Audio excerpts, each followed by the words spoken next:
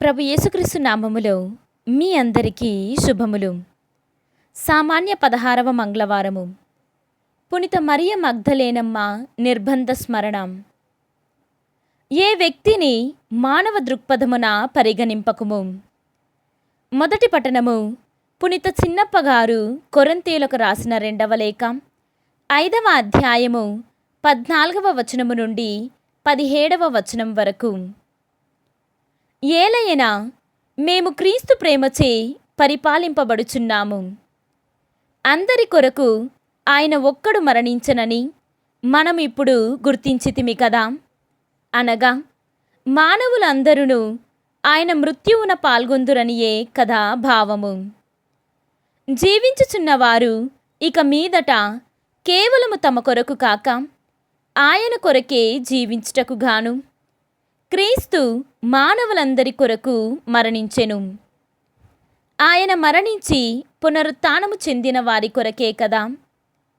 కనుక ఇక ఏ వ్యక్తిని మేము మానవ దృక్పథమున పరిగణింపము. ఒకప్పుడు క్రీస్తుని మేము మానవ దృక్పథమున పరిగణించినను నేడు అటుల చేయము. కావున ఎవడైనను క్రీస్తునందున్న ఎడల అతడు నూతన సృష్టి. పాతవి గతించెను, ఇదిగో కొత్తవాయెను. ఇది ప్రభువాక్కు. సర్వేశ్వరునికి వందనములు. భక్తి కీర్తన. ఓ దేవా, నా ఆత్మము నీ కొరకు దప్పిక కొనుచున్నది. ఈనాటి సువిశేషము పునీత యోహాను గారు వ్రాసిన సువిశేషము 20వ అధ్యాయము 1వ వచనము మరియు 11వ వచనము నుండి 18వ వచనము వరకు. ఆదివారము తెల్లవారక ముందే మగ్దలా మరియమ్మ సమాధి యొద్దకు వెళ్ళి సమాధి మీద రాయి తీసివేయబడి ఉండటను చూచెను.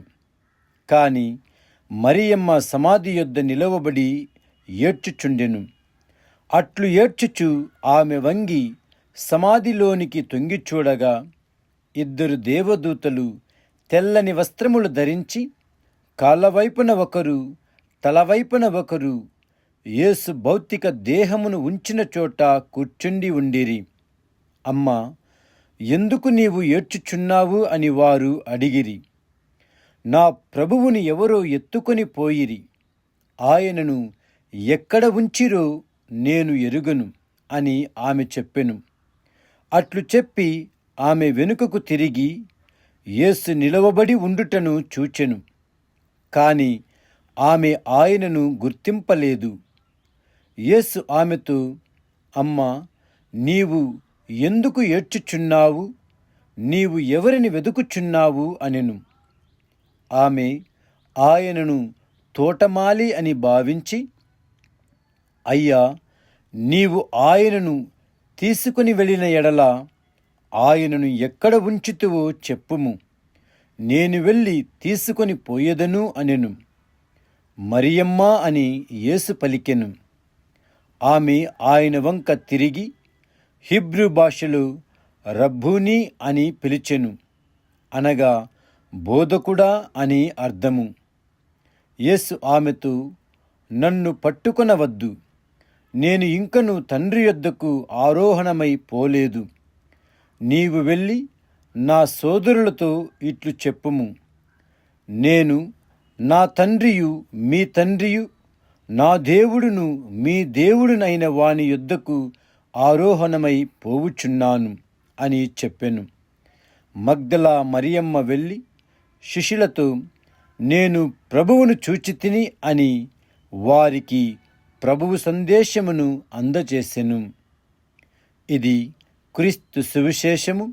క్రీస్తువా, మీకు స్తుతి కలుగునుగాక.